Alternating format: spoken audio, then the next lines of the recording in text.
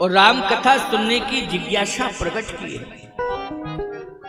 अब मैं तुम्हें कथा सुनाऊंगा, अपने मुख से सुनाऊंगा। और हे पार्वती, मैं वक्ता रहूंगा, तुम श्रोता रहोगी। और ऐसी कथा सुनाऊंगा कि ये कथा युग बदल जाएंगे, लेकिन कथा सदा होती ही रहेगी। समाज में कथा कभी बंद नहीं होगी। ऐसी कथा सुनाई कि बोलो कल युग में हो रही है कथा कि नहीं हो रही है? अरे त्रेता की बात छोड़ो, द्वापर की छोड़ो, कल युग में कथा हो रही है।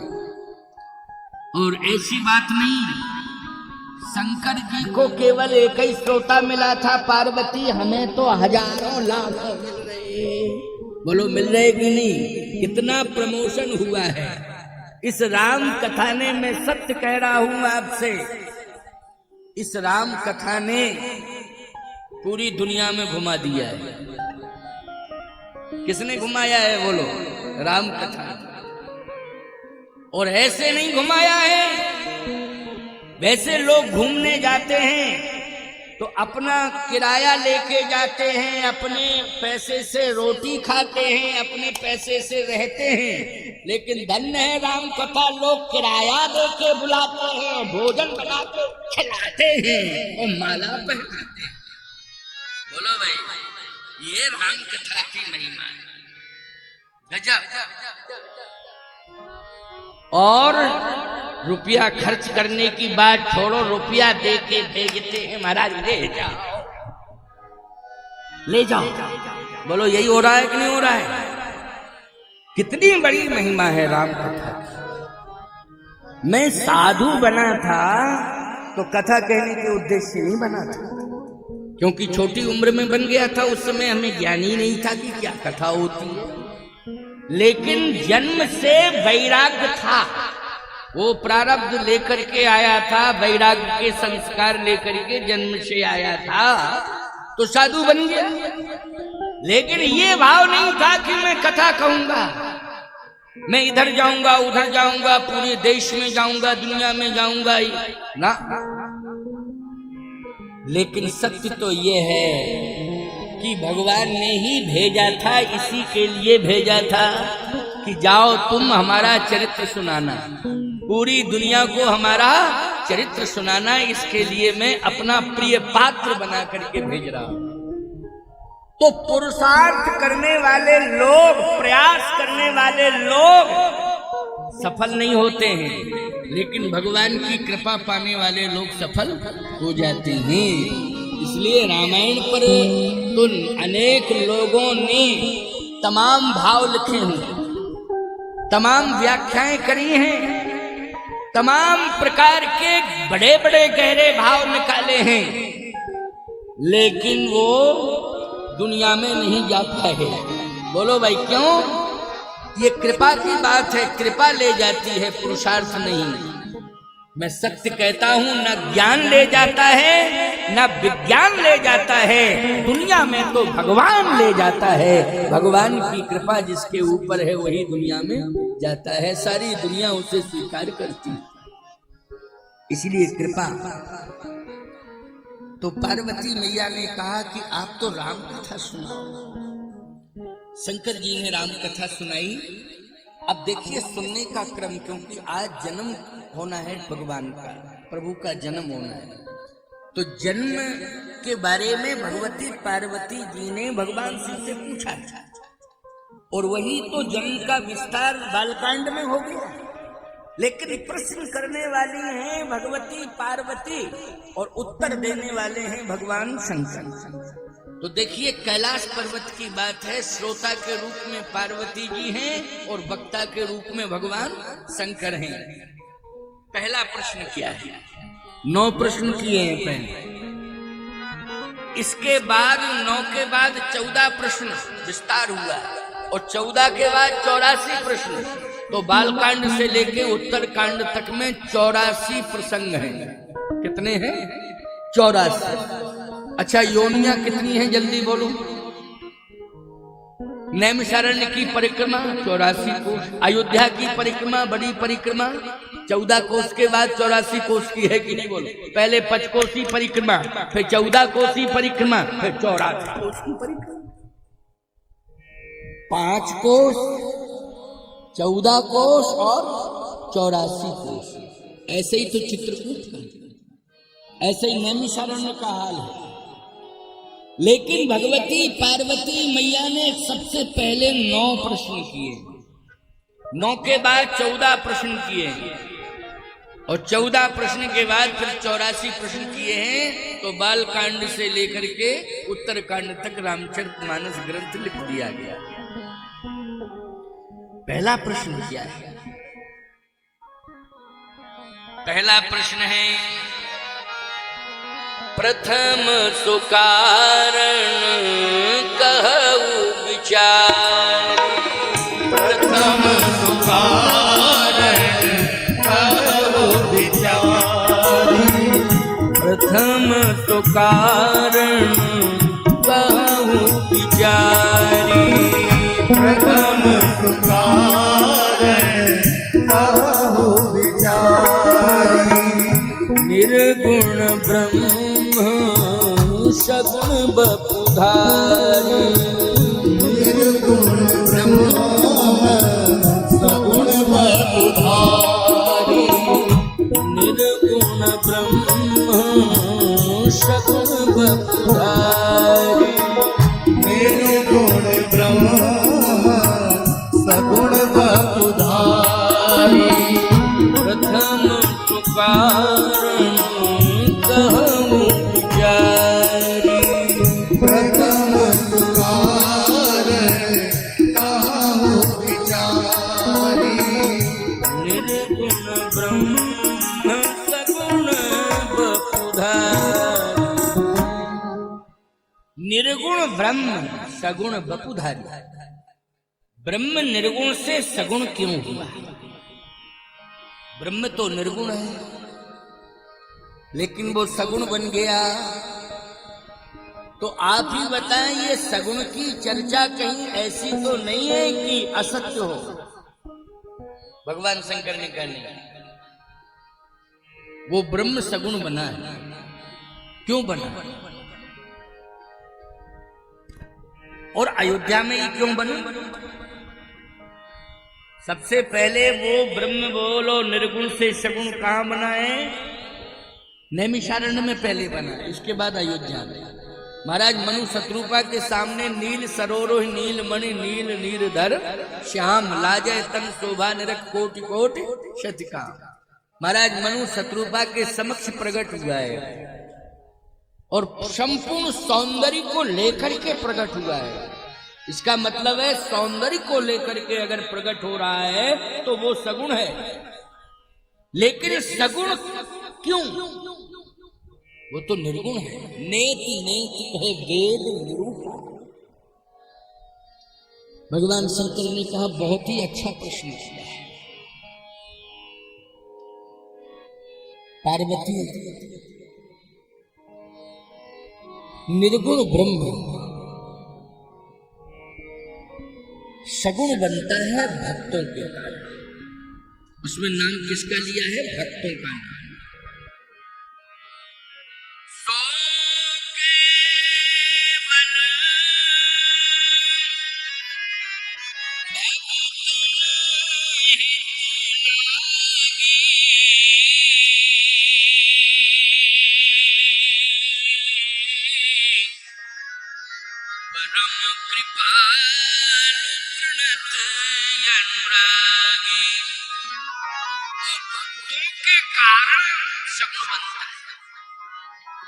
मुझे ऐसा लगता है कि ज्ञानी से भी ज्यादा प्रभावित हैं भगवान भक्त से। ज्ञानी से है ऐसी बात नहीं, लेकिन ज्ञानी से ज्यादा किससे प्रभावित हैं? भक्त से। क्यों है भक्त से? क्योंकि भक्त तर्क नहीं करता है और ज्ञानी तर्क करता है। करता है कि नहीं करता है? यदि तर्क सिद्ध हो गया तब तो वो अनुकूल हो गया, और यदि उसके तर्क को किसी ने सिद्ध नहीं कर पाया तो फिर वो प्रभावित नहीं हो सकता है। लेकिन भक्त कभी तर्क नहीं करता है, वो तुरंत ही विश्वास कर लेता है और श्रद्धान्वित हो जाता है। जैसे किसी पत्थर में सिंदूर लगा के ले जाओ और कहीं चबूतरे पर रख दो, तो जो भक्त होंगे बोलो भाई सब प्रणाम करते जाएंगे, ये नहीं कहेंगे कब प्रतिष्ठा हुई, कौन है, ये कहां से आए। नहीं, लोग तुरंत जो है श्रद्धान्वित हो जाएंगे, वो भक्त है। और जो ज्ञानी होगा हम नहीं मानते हैं। प्रतिष्ठा कब हुई है, किस मुहूर्त में हुई है, कौन लाया है, किसने किया है, और विद्वान कौन थे प्रतिष्ठा कराने वाले, मुहूर्त निकाला था कि नहीं निकाला था, कि नहीं मुहूर्त कर दिया। तमाम प्रकार का तर्क करना शुरू कर देंगे। इसलिए ज्ञान जहां है वहीं अभिमान आ जाता है, और भक्त जहां है वहीं भगवान आ जाता है। बोलो भगवान किसके प्रभाव से आता है, भक्त के प्रभाव से। ज्ञान के प्रभाव से अभिमान आता है और भक्त के प्रभाव से भगवान आता है। तो ताकत किसमें ज्यादा है, बोलो भक्त में ताकत ज्यादा है।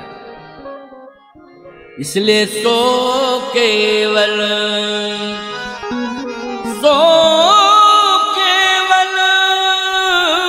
भक्तन हित लागी, परम कृपालु प्रणत रागी। महाराज मनु और शत्रुपा में भक्ति है। भक्ति और ज्ञान दोनों का परिणय है। बोलो है परिणय कि नहीं। महाराज मनु क्या है, बोले ज्ञान, और शत्रुपा जी क्या है, भक्ति। तो बोलो भक्ति ने किसका वर्ण किया है, ज्ञान का वर्ण किया है। उस ज्ञान का वर्ण किया है जिसने भगवान को प्रकट किया। इसलिए पंथ जात सोहत मत धीरा, और ज्ञान भगत जन धरे शरीरा। ज्ञान भक्ति ये दोनों जो है एक दूसरे से जुड़ गए हैं। ज्ञान ने भक्ति का वर्ण किया है और भक्ति ने ज्ञान का वर्ण किया है। और भक्ति ज्ञान जब दोनों मिल जाते हैं उसी समय भगवान प्रकट हो जाते हैं। इसलिए ज्ञान के जीवन से अभिमान दूर हो जावे तभी भगवान आएंगे। और जब दूर होता है तो निश्चित रूप से जब भक्ति से वो मिल जाता है और भक्ति को स्वीकार कर लेता है तभी भगवान उसे मिलता है। केवल ज्ञान के माध्यम से भगवान नहीं मिलता है। ज्ञान जब भक्ति का वर्ण कर लेता है तब भगवान प्राप्त होता है, तब मिलता है। तो भक्ति में बड़ी ताकत है। भगवान शंकर ने कहा कि भक्ति ऐसी की महाराज मनु और शत्रुपा ने कि भगवान को प्रकट होना पड़ा, निर्गुण से सगुण बनना पड़ा। भगवान शंकर ने जब इस बात को कहा तो पार्वती मैया ने कहा कि ये प्रकट कहाँ हुआ, बोले नैमिषारण्य में। तो नैमिषारण्य में क्यों हुआ, जहां मनु जी रहते थे वहां क्यों नहीं हुआ प्रकट। अब मनु जी से पूछा जाए या मनु जी के बारे में पता निकाला जाए कि मनु जी कहाँ रहते थे, तो चर्चा ये है कि प्रतिष्ठानपुर के राजा थे। प्रतिष्ठानपुर था उसके ये राजा थे। मुझे ऐसा लगता है जहां लोग अपनी प्रतिष्ठा माने, हमारी प्रतिष्ठा बढ़े, हमारी प्रतिष्ठा बढ़े, हमारी प्रतिष्ठा बढ़े, याद रखना वहां भगवान नहीं आता है। इसलिए मैं एक बात कहना चाहता हूं, ध्यान से सुन लेना कि भगवान चाहे नैमिषारण्य में आया हो और चाहे भगवान अयोध्या में आया हो, इन दोनों नगरों की विशेषता है क्या कि नैमिषारण्य में प्रमाण मिलता है कि सबसे ज्यादा ऋषि मुनि महात्मा रहते हैं। अभी भागवत की कथा आप सुनते हो तो 88,000 ऋषियों का वर्णन आया है। वही रहते हैं कहाँ, नैमिष में। इसका मतलब है वो ऋषि भूमि है। कौन सी भूमि है? ऋषि भूमि। वहां भगवान जो है गर्ज में चला आता है, भले ही नहीं आना चाहता है लेकिन उसको आना ही पड़ता है, उसकी गरज हो जाती है कि नहीं मुझे जाना ही पड़ेगा। तो ऋषियों की भूमि पर भगवान गर्ज के साथ जाता है। ऐसे ही मिथिला में गर्ज के साथ भगवान गए। वो किसकी भूमि है? कृषि की भूमि, कृषि भूमि। नैमिषारण्य ऋषि भूमि है और जनकपुर कृषि भूमि है। अगर कृषि भूमि ना होती तो याद रखना नौकर हल चलाते हैं, लेकिन वहां राजा ने हल चलाया। बोलो, राजा अगर हल चला रहा है तो इसका मतलब है कि उसने अपनी प्रतिष्ठा को दूर रख दिया है। यही अर्थ होता है कि नहीं होता है?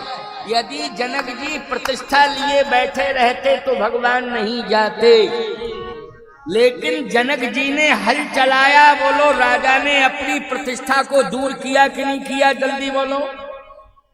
अभी तुम्हारे पास 10, 20, 25 एकड़ जमीन, 50 एकड़ जमीन हो जाती है तो बोलो नौकरों की आशा रखते हो कि नहीं रखते हो? भले ही हल नहीं है, ट्रैक्टर है, लेकिन ड्राइवर रखते हो कि नहीं रखते हो? रखते हो। और ड्राइवर शौक में तुम्हारा बेटा चलावे, लेकिन बगल में नौकर ड्राइवर बगल में बैठा रहे। क्यों? लोगों को ये पता चल जाए कि इनके यहाँ नौकर लगे हुए, ये जमींदार हैं, पैसे वाले हैं। लेकिन मैं कहना चाहता हूं, जहां पर तुम अपनी प्रतिष्ठा को आगे रखोगे और प्रतिष्ठा की कामना करते रहोगे, वहां भगवान नहीं आएगा। जब प्रतिष्ठा को तुम दूर कर दोगे तो भगवान बिना बुलाए चला आएगा। जनक जी कहां रहते हैं? बोले जनकपुर में। लेकिन करते क्या हैं?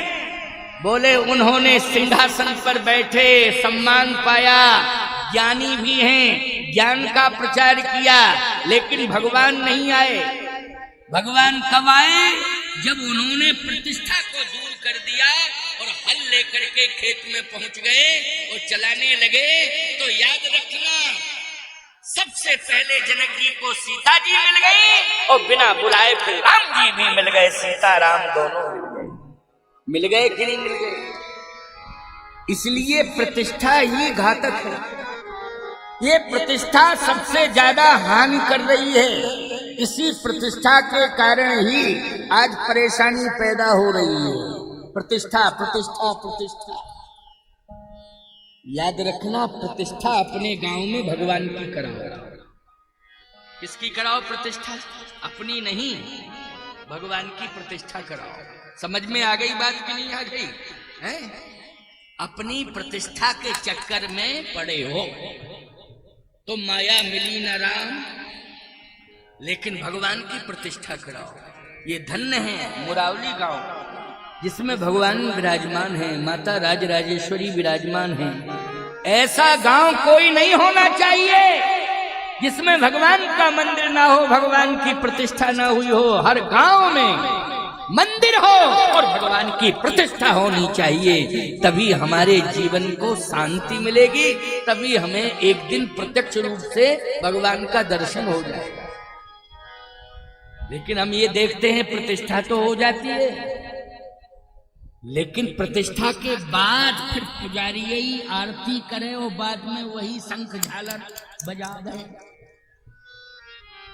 आरती में शंख झालर बजाने वाले भी नहीं मिलते हैं। भले ही तुम्हारा गांव तो जागृत गांव है, यहाँ तो 10, 20, 25 आ जाते होंगे, लेकिन और ग्रामों की दशा देख के आओ, जहाँ बहुत पहले से ही मंदिर बने हैं या अभी मंदिर बन के तैयार हो गए, तो साल 2 साल तो उत्साह रहा है, लेकिन बाद में बोलो ईमानदारी से, पुजारी को आरती में कोई शंख झालर बजाने वाला नहीं मिलता है, तो मशीनें तैयार हो गई, तुरंत बटन दबाओ, झम झम झम झम, आरती शुरू हो गई और लाइट चली गई तो मशीन बंद हो गई। क्यों भाई, हो गई कि नहीं?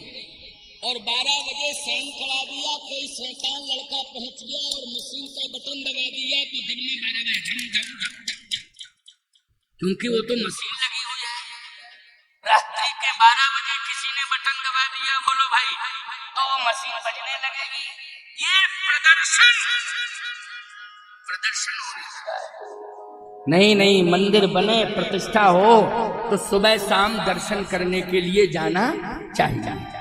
क्यों जाना चाहिए? इसलिए कि भगवान के दर्शन करने से हमारे पाप धुल जाते हैं। क्या धुल जाते हैं? भगवान के दर्शन से पाप धुल जाते हैं। एक बात आपको बता दें, हम इस बात को मान सकते हैं कि तुम चैलेंज दे सकते हो, महाराज पूरा दिन हमसे कोई पाप नहीं हुआ है, चैलेंज करोगे, लेकिन जानकारी में नहीं हुआ है, अनजाने में कब हो गया तुम चैलेंज नहीं कर पाओगे। बोलो भाई, जानकारी में पाप नहीं हुआ है, इसलिए कहते हैं जाने अनजाने के पाप हे प्रभु मेरे दूर करो। क्यों कहा जाता है ना, जाने और अनजाने। तो जानकारी में तुमसे पाप नहीं हुआ है, लेकिन अनजाने में तो पाप हो ही जाता है। और बोलो, अनजाने में पाप हो गया और तुम्हें पता नहीं चला तो सावधान ध्यान से सुनना मेरी बात को, तुम्हें परिणाम भुगतना पड़ेगा। तो होता क्या है? बोले जाने अनजाने के पाप भगवान के दर्शन करने से दूर हो जाते हैं, बस हम पापों से मुक्त हो जाते हैं। इसलिए रोज भगवान का दर्शन करना चाहिए। सुबह शाम समय निकालो, तो सुबह आओगे तो रात्रि में जो स्वप्न अवस्था में पाप हुए हैं या पड़े पड़े बिस्तर पर तुमसे पाप हो गए हैं, क्योंकि आज लोग रात्रि में सोते समय मरने की योजना बनाते हैं और मारने की योजना बनाते हैं। क्यों भाई? या तो अपने मरने की योजना बनाते हैं या दूसरे को मारने की योजना बनाते हैं। बोलो, बनाते हैं कि नहीं? दूसरों के धन को हड़पने की योजना बनाते हैं और दूसरे का अपमान करने की योजना बनाते हैं। बोलो, यही होता है कि नहीं होता है? यही होता है। ये पाप हो रहा है। ये क्या हो रहा है? पाप हो रहा है। भले ही तुमने क्रियान्वयन नहीं किया है, लेकिन मन में सोच लिया है, गलत सोचा है मन में। क्या हो गया है? बोलो, पाप हो गया। लेकिन जब तुम स्नान करके सुबह भगवान के दरबार में पहुंचोगे और कहोगे प्रभु मुझे क्षमा कर दो, बोलो भगवान कर देगा कि नहीं? कोई बात नहीं, अब दोबारा गलती नहीं करना, दोबारा ऐसा मत सोचना, ये सोच ही समाप्त करो। बोलो भाई, दूर हो गया पाप कि नहीं हो गया? यानी रात्रि का पाप जो है प्रातः कालीन दर्शन करने में दूर, और दिन में जो भी पाप हुआ है जाने अनजाने में, वो शाम के दर्शन करने से दूर हो गया है। इसलिए भगवान का दर्शन सुबह शाम अवश्य ही करना चाहिए। तो भैया, भगवान की प्रतिष्ठा हर गांव में हो, मेरा ये कहना है, और हर गांव के लोग भगवान का सुबह शाम दर्शन करें तो पाप दूर हो जाएंगे और कभी भी उसके जीवन में अभिमान नहीं आएगा। क्या नहीं आएगा? अभिमान नहीं आएगा। भगवान के दर्शन करने से अभिमान दूर हो जाता है। तो आज महाराज मनु ने प्रतिष्ठानपुर छोड़ दिया। क्यों? बोले, इस प्रतिष्ठानपुर के कारण हमें भगवान का दर्शन नहीं हो पा रहा है, क्योंकि हमारे नगर में ही प्रतिष्ठा जुड़ी है। प्रतिष्ठानपुर हो न विषय विराग,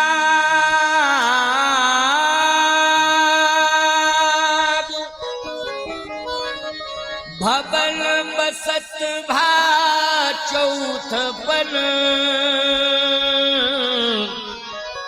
हृदय बहुत दुख लाग, जन्म गयो हरि भगति बिन। चौथी अवस्था बुढ़ापा, लेकिन भगवान अभी तक नहीं मिले। क्या मिला? मनु जी ने कहा प्रतिष्ठा प्रतिष्ठा प्रतिष्ठा। क्या मिली है? केवल प्रतिष्ठा मिली है। राजा को क्या मिलती है? बोलो, प्रतिष्ठा मिलती है। प्रतिष्ठा मिली, लेकिन भगवान नहीं मिला। सही बताओ, अगर जिंदगी भर तुम प्रतिष्ठा ही पाते रहे और भगवान नहीं मिल पाए, भक्ति नहीं कर पाए, तो बोलो जीवन व्यर्थ गया कि नहीं गया? मनु जी कहते हैं उसका जीवन व्यर्थ है, मेरा भी जीवन व्यर्थ है, क्योंकि प्रतिष्ठा पाने के चक्कर में रहे हैं, भगवान को पाने के चक्कर में नहीं रहे। विषयों को हमने न जाने कितने प्रकार से प्राप्त किया है ना, प्रयास करके, विषयों को प्रयास करके हमने पाया है, लेकिन विषयों को पाने के लिए प्रयास किया है, भगवान को पाने के लिए प्रयास नहीं किया है। विषय क्या है प्यारे? जैसे लकड़ी में घुन लग जाए तो ईमानदारी के साथ बताओ, वो घुन लकड़ी को मजबूत करता है कि कमजोर करता है? कमजोर करता है। और बोलो तुम्हें अगर खोखला किया है तो विषयों ने किया है कि नहीं? ये विष घुन बन करके तुम्हारे अंदर प्रवेश कर गए और बोलो आज तुम्हें खोखला कर दिया है, तुम किसी काम के नहीं रहे। ये विषयों ने तुम्हें खोखला किया है। ये विषय क्या? यही है घुन।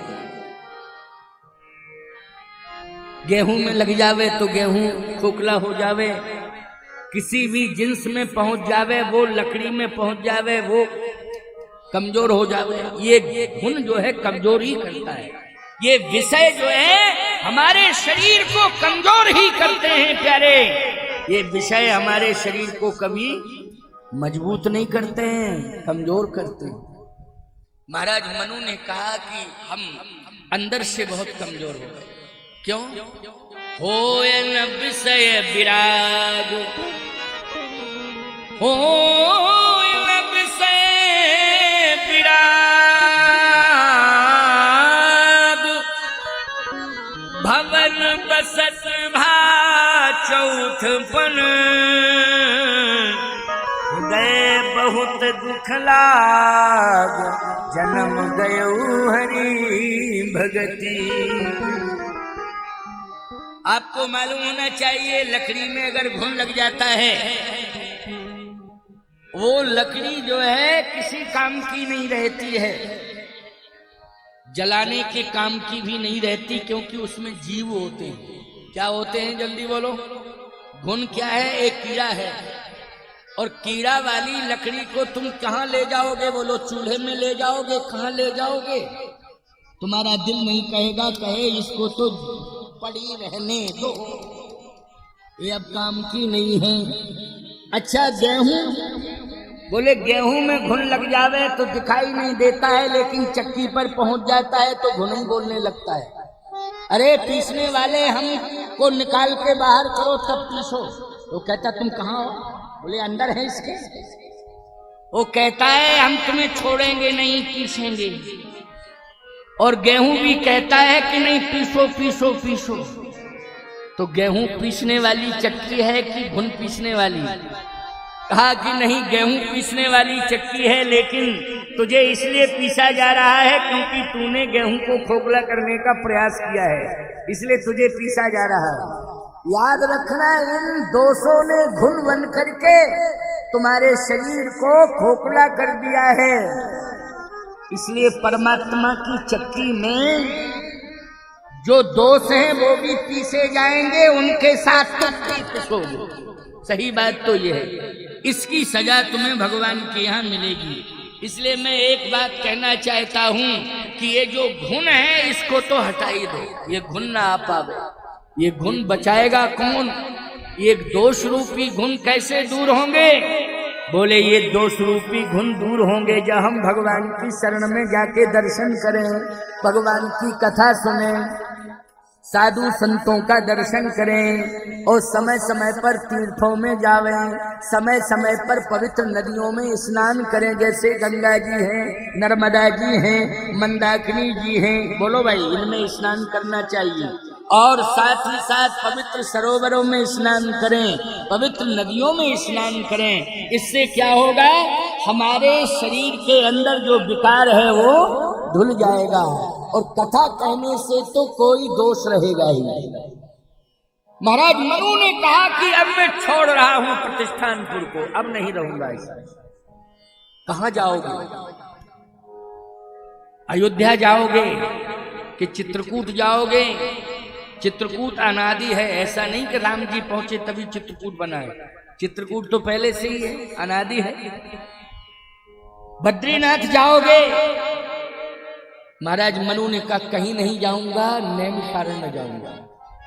पार्वती जी ने कहा कि हे स्वामी ये बताओ, नैमिषारण्य नैमिषारण्य की रटन लगाए हैं मनु, आखिर बात क्या है? कह मैं पूछता हूं मनु से। मनु जी से पूछा गया कि नैमिषारण्य क्यों जाना चाहते हैं? बोले सबसे ज्यादा संत महात्मा नैमिषारण्य में रहते हैं और वहां नित्य सत्संग होता है, तो उन संतों के बीच में बैठ के सत्संग भी सुनेंगे और उनका दर्शन भी करेंगे और गोमती नदी में स्नान करेंगे, इसलिए संतों के कारण जा रहे हैं। तो सबसे ज्यादा संख्या कहाँ थी बोलो साधु संतों की?